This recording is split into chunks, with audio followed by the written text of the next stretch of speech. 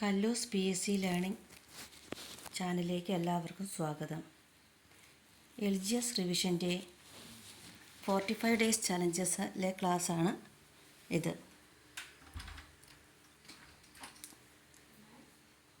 MS Swaminathan വികസിപ്പിച്ച ഗോതമ്പിനം Sabarmati Sonora. ഇന്ത്യയിൽ ഏറ്റവും കൂടുതൽ കൃഷി ചെയ്യുന്ന വിള ഭക്ഷ്യവിള.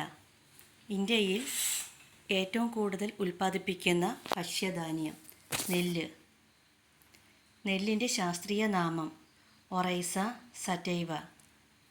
ഇന്ത്യയിൽ ഏറ്റവും കൂടുതൽ നെല്ല് ഉൽപ്പാദിപ്പിക്കുന്ന സംസ്ഥാനം പശ്ചിമ ബംഗാൾ. അമോണിയ നേരിട്ട് ആഗിരണം ചെയ്യുന്ന സസ്യം നെല്ല്. ഇന്ത്യയിലെ പ്രസിദ്ധമായ സുഗന്ധ നെല്ലിനം ബസുമതി.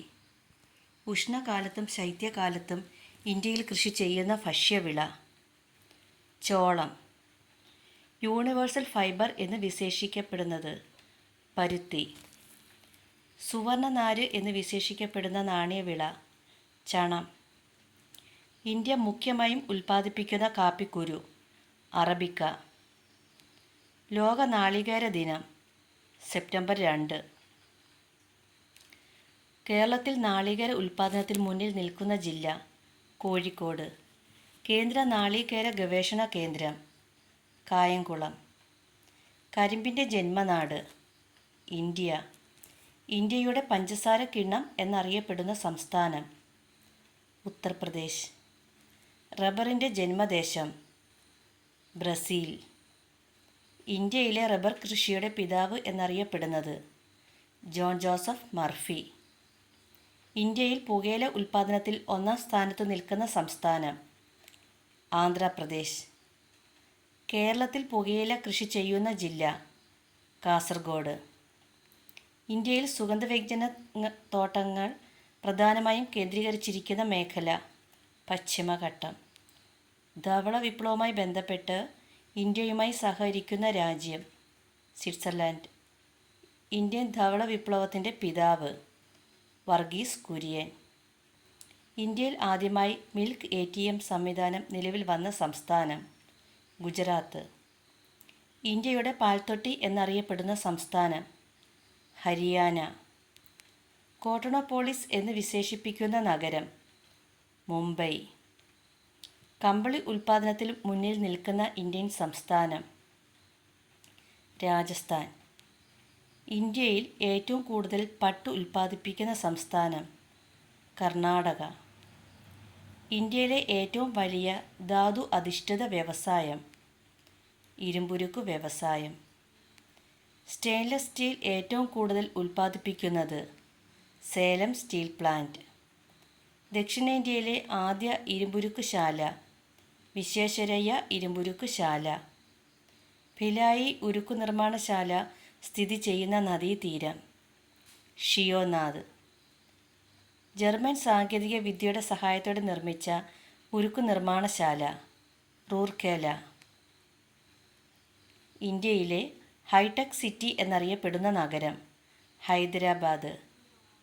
ഇന്ത്യയിലെ ആദ്യത്തെ സിമൻറ്റ് നിർമ്മാണശാല ആരംഭിച്ച സ്ഥലം ചെന്നൈ.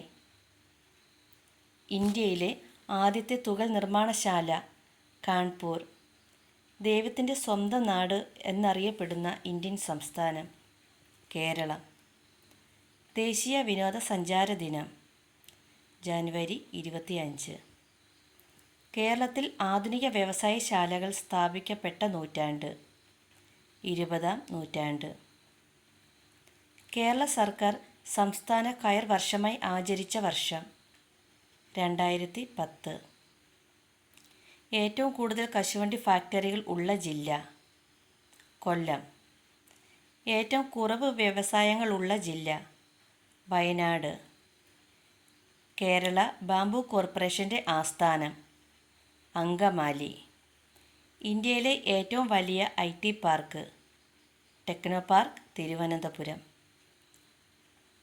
ടൂറിസം ഒരു വ്യവസായമായി അംഗീകരിച്ച ഇന്ത്യയിലെ ആദ്യ സംസ്ഥാനം കേരളം 1986.